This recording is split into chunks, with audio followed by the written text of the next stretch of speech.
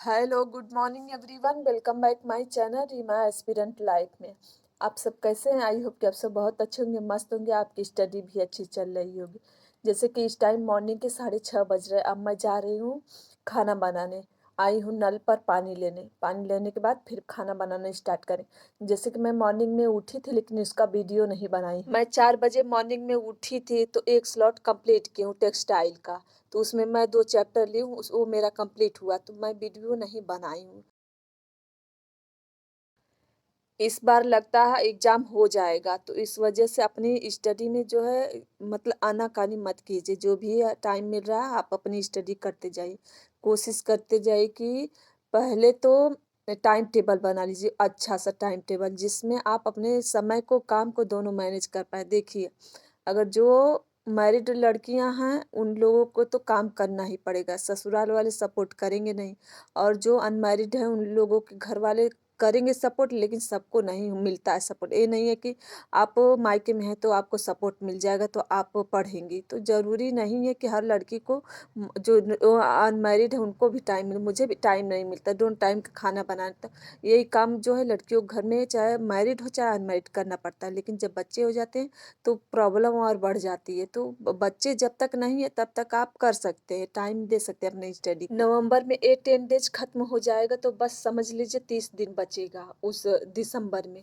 और फिर जनवरी में एग्जाम रहेगा पहले ही वीक में। जैसे जैसे एक दिन जा रहा है वैसे स्ट्रेस जो है बढ़ता जा रहा है एग्जाम को लेकर। जैसे कि मतलब निकाल पाएंगे कि नहीं, मतलब पहले तो खुद पर यकीन नहीं होता है।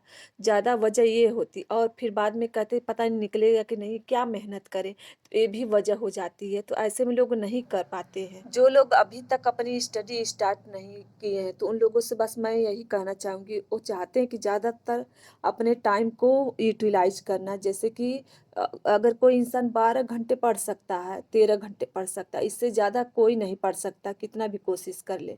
हाँ, कोई किसी किसी से हो जाएगा लेकिन सबसे नहीं हो पाएगा इतना ज़्यादा पढ़ना। देखिए, हमारे पास कम समय और ऐसे में हम चाहते हैं कि बहुत ज़्यादा टाइम दें अपनी स्टडी पे। और जो शुरुआत ही नहीं किए तो उन लोगों को टाइम टेबल बनाइए, उसके हिसाब से काम कीजिए। और सोशल मीडिया से दूरी बना लीजिए, क्योंकि सोशल मीडिया से अगर दूरी बना लेंगे तो आप जो करना चाहते हो कर लेंगे।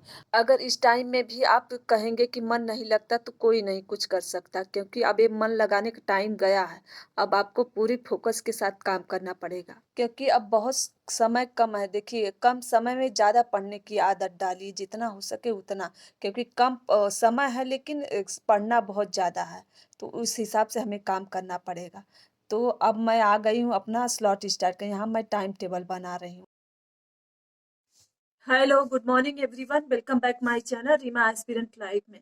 जैसे कि मैं 2 दिनों से वीडियो नहीं डाली हूँ तो देखिए, मैं डेली वीडियो नहीं डाल पाऊंगी आप लोगों से। मैं अगर एग्जाम हुआ तो एग्जाम के आगे चांसेस बने तो वीडियो हो सकता है कम कर दूं डालना।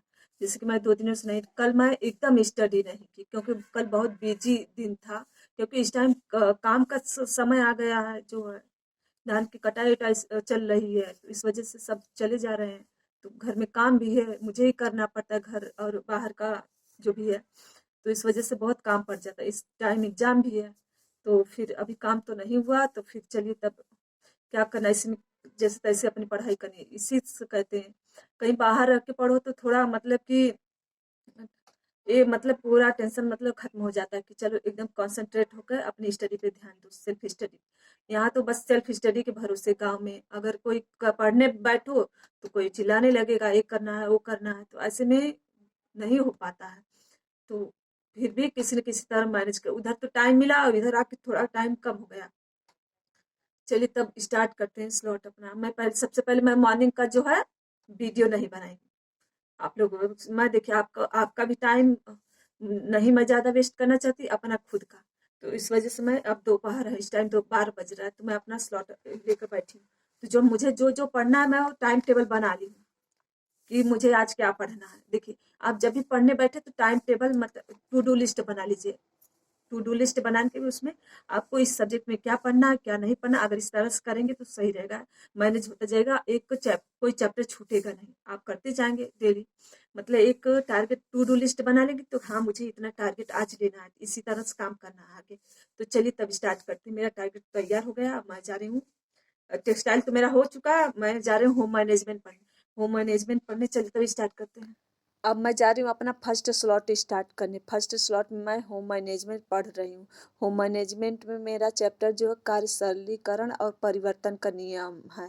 जैसे कि अगली बार 2021 वाले एग्जाम में परिवर्तन के नियम से 2 क्वेश्चन पूछा गया था और जो कार्य सरलीकरण में से 4 क्वेश्चन पूछा गया था। जो मुझे लगता है ये दोनों चैप्टर बहुत इंपॉर्टेंट है। इसमें से मेरा जो है एक रॉन्ग हुआ था, परिवर्तन का नियम किसका है, तो मुझे मालूम ही नहीं था, तो इस वजह से मेरा रॉन्ग हो गया। लेकिन और जो कार्य सरलीकरण से चैप्टर जो भी पूछा गया तो वो मेरा सही था। जैसे कि आपने स्टडी आप शुरू किए, इससे पहले नहीं पढ़ रहे थे, तो मैं यही कहूँगी कि आपको देखिए, आपको जो भी पढ़ना है, पहले तो आपको प्रीवियस ईयर देखना पड़ेगी, कहाँ से क्वेश्चन बने, किस कहाँ से बनेंगे, कैसे बनेंगे। क्योंकि जो मतलब अभी कुछ पता ही नहीं उनको सिलेबस के बारे में, कैसे क्या करना है, क्या नहीं करना है, तो उनको यही काम करना पड़ेगा, तभी वो जान पाएँगे। तो उस हिसाब से आपको टाइम टेबल बनाना है, मतलब चैप्टर लेना है और उसमें पढ़ना है। ज़्यादा एक्स्ट्रा चीज़ें नहीं पढ़नी है क्योंकि इस टाइम कम टाइम है। आप पढ़ना कम है लेकिन रिवीजन ज़्यादा करना है, लगातार रिवीजन करते जाना जो भी है। देखिए, जिसका नोट्स नहीं बना तो उनको अपने नोट्स पर काम करना, फटाफट नोट्स बनाते जाइए। और कहीं से आपको पीडीएफ मिल जाता है नोट्स के तो बहुत अच्छा रहेगा। अगर आप कोई चैप्टर पढ़ रहे हैं तो आपको बस पढ़ते पढ़ते नहीं निकल जाना, आपको उस चैप्टर को अच्छी तरह से समझना पड़ेगा। रिवीजन अगर कर रहे हैं तब कितना, मतलब रिवीजन, अगर रिवीजन में समझ के पढ़ा जाता तो बहुत अच्छा रहता। कुछ चीज़ें मतलब आपको समझ के पढ़ना पड़ेगा, तभी माइंड में मतलब कुछ टाइम के लिए रहती है।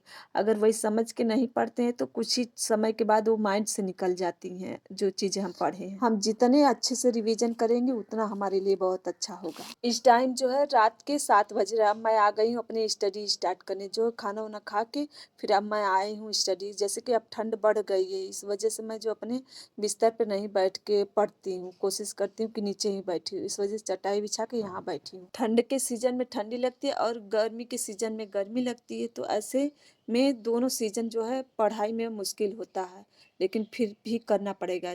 जैसे कि मेरे नेक्स्ट स्लॉट में मैं न्यूट्रिशन साइंस पढ़ने जा रही हूँ, जिससे मैं 7 से 9 बजे तक टारगेट लेती हूँ। इस स्लॉट में मैं जो है आयरन और आयोडीन पढ़ूंगी। आयरन में एक दिन पढ़ने के लिए ली थी लेकिन नहीं पढ़ी, क्योंकि चैप्टर बहुत बड़ा है आयरन का जो है। जैसे कि होम साइंस में 5 ब्रांच होते हैं, जो अभी तक कुछ नहीं पढ़े, ज़्यादा से ज़्यादा पढ़ना चाहते हैं। सबसे पहले आपको टाइमिंग बांट लेनी है, हर ब्रांच पर कितना टाइम देना, आपको ये समझना है किसमें आप मतलब सही हैं, आप मतलब उसमें अच्छा कर लेंगे, और किसमें आपको नहीं लगता कि मैं इसमें नहीं कर पाऊँगा, मेरा ये जो है तैयार नहीं है, तो आपको उस पर ज़्यादा टाइम देना है। जो मतलब आपको सही से आ रहा है उस पर टाइम देना है, लेकिन उतना टाइम नहीं देना, कम टाइम देना है। तो आपको पाँचों ब्रांच पर देखिए, जो आपको जितना आ रहा है उसके हिसाब से आपको टाइम मतलब करना पड़ेगा। टाइम दीजिए, 1 घंटे, 2 घंटे, 3 घंटे ऐसे टाइम कीजिए। देखिए, लगातार आप चाहें कितना भी पढ़ना चाहे 2 घंटे, इससे ज़्यादा नहीं पढ़ पाएँगे लगातार अगर पढ़ेंगे तो। तो आपको उस बीच ब्रेक भी लेते जाना है, ब्रेक लेते जाएँगे तो सही रहेगा, हमारा माइंड जो फ्रेश हो जाता है कुछ टाइम के बाद। हर इंसान की अलग-अलग बॉडी क्लॉक होती है, अगर इसे पढ़ाई से रिलेट करें तो आसान शब्दों में इसे इस तरह समझ सकते हैं कि 24 घंटे के समय, एक समय ऐसा आता है जब हमारी जो है कार्य क्षमता चरम सीमा पर होती है। इस समय जब हम कोई भी काम करते हैं तो वो ज़्यादा अच्छी तरह से और बेहतर तरीके से कर पाते हैं।